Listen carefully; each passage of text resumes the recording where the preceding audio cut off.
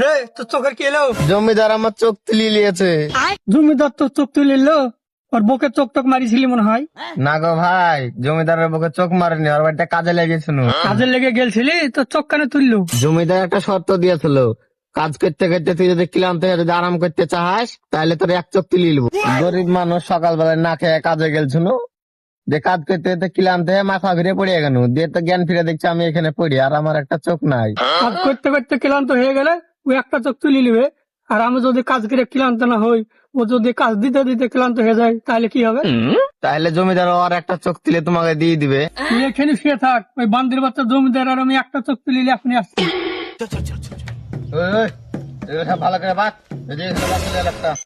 তোল ঘন্টা তোল।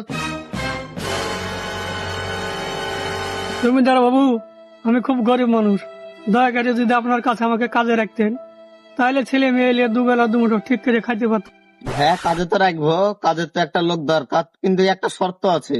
বলি ফেলেন জমিদার বাবু, আমি তো খুব গরিব মানুষ, আমাকে এখন মানিয়ে নিতে হবে। দেখো বাড়া, কাজ করবা ঠিক আছে, কিন্তু কাজ করতে করতে ক্লান্ত হয়ে গেলে যদি আরাম করার চেষ্টা করো তাহলে কিন্তু তোমার একটা চোখ তুলে নেওয়া হবে। জমিদার বাবু, আর আমি যদি কাজ করে ক্লান্ত না হয়, আপনার সব কাজ যদি আমি একদিনে ফুরিয়ে দিই তাহলে আপনি কি করবেন? পাগলা চোদা আছে নাকি? আমার 2000 বিঘা দাগ আছে, একদিন তুমি কাজ করে শেষ করতে পারো?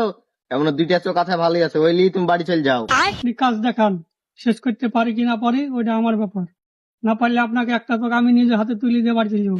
ঠিক আছে, তাহলে আমার পেছে পেছে আয়।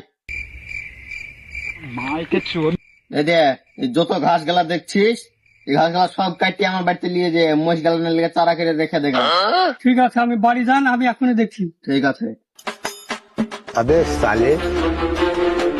হ্যালো রতন ঘোষ, তোর কটা গরু আছে? 200টা। তাড়াতাড়ি জমিদারের বাগানে লিয়ে তো, আর ঘাস সব উড়ান দিয়ে দিয়েছে। হ্যাঁ হ্যাঁ, 8 ঘন্টার মধ্যে পরিষ্কার করে ফেলতে হবে, সব গরু লিয়ে আই। ঠিক আছে। কে কার চোখ তুলবে এটা দেখতে পাবে পার্ট 2 এ।